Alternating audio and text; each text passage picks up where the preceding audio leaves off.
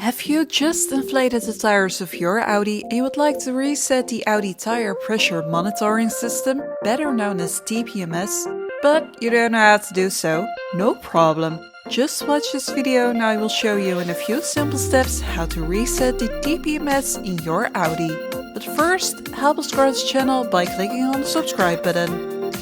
If you have just inflated the tires of your Audi, and if you're not sure how to do so, just watch this video. It is important to provide your Audi with the correct data, therefore the TPMS must be reset. Go to the Audi on my screen and click on Car. Go to Settings and Services.